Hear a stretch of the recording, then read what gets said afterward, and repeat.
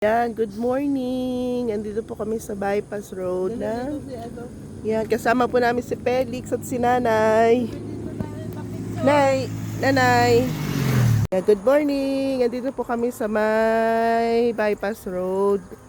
Kami po ay magwo-walking. Kasama ko po si Felix, Kaway ka, at si Alexa. Ayan po si Ate Alexa. Ayan.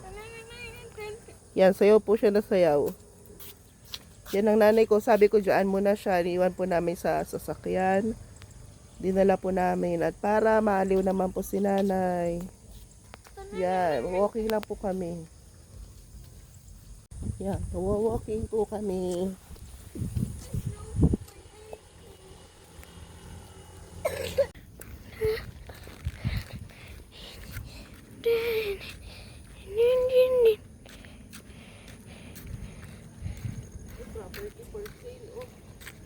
Oh. I'm going up.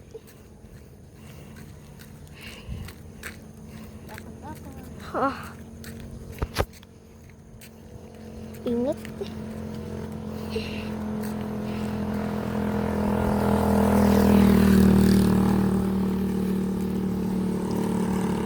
Nandito na nga ako agad eh. Noon. Kanino pala?